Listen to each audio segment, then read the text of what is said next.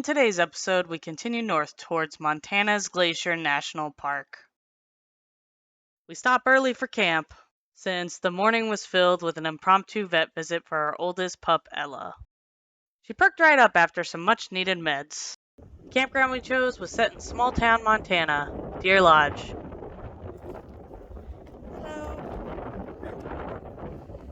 It was starting to get a little chilly, but the site was right on the river. Turns out, that's not too shabby. In the morning, we make our way north as we drive through Lolo National Forest, which spans a whopping 2 million acres. As we continue into the Flathead National Forest, named after the indigenous people native to the area, we soon see just what it takes to protect this beautiful place. You see them up on the ridge line though, right? Yeah. It turns out Montana has a program called WAM, or Wildlife Adapted Missoula. It helps with treatments to reduce wildfire hazards. Well, it could be maybe the forest rangers clearing those big piles of brush. You know how they collect them. It could be a controlled fire. They perform prescribed fires, also known as controlled burns, for purposes of forest management and fire suppression. These strategies are used to reduce the amount of vegetation that can keep firefighters from accessing a fire and to reduce fuel to a high-risk wildfire area. We finally arrived to the campground outside Glacier at dark, and we used the winter honor system for self-check-in. We even got to choose our own spot. First thing in the morning, we head to the park. Yay!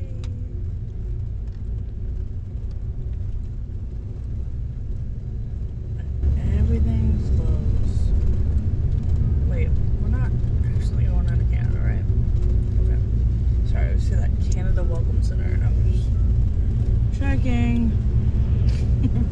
I don't think we're quite that far yet, but unfortunately, almost all of the roads deeper into the park were closed for winter. But we relish in having a national park virtually to ourselves.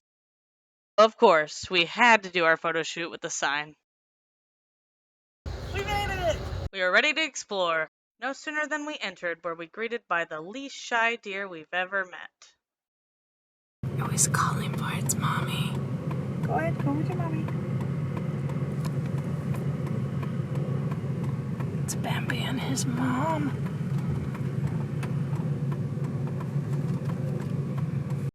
You could tell they were used to having the park mostly to themselves during the winter time. It wagged its tail at me.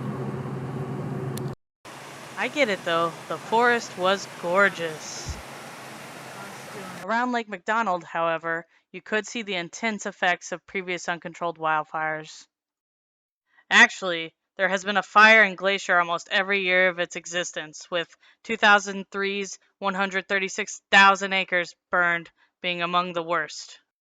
Based on local advice surrounding road closures within the park, we decided to cross the North Fork Flathead River and head outside the park towards a small outpost called Pole Bridge for a better view of the peaks.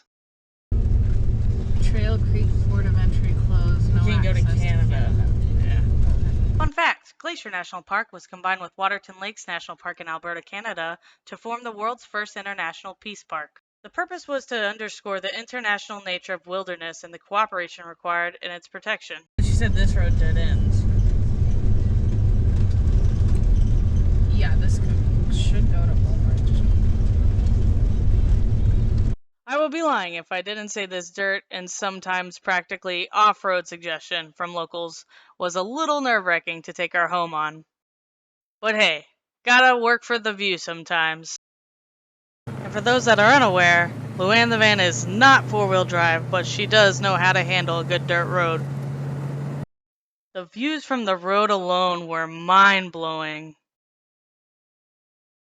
In Glacier, there are over 175 mountains, with the highest being Mount Cleveland at 10,448 feet.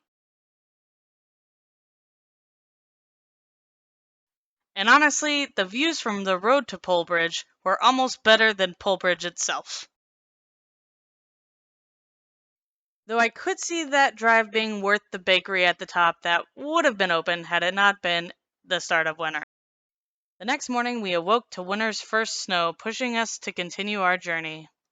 Luckily for us, it was at the top of the mountains, not on the roads. We drove down the west side of Flathead Lake toward the interstate that would take us to Washington. This area is home to the Flathead Indian Reservation and formerly known as Salish Lake for the Salish tribes that inhabit the area. The nations still here today are the Salish, Pondere, and Kootenai tribes.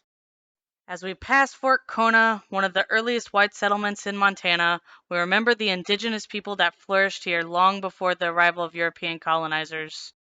We still stand to learn a lot from the nature connection from Native Americans and First Nation people.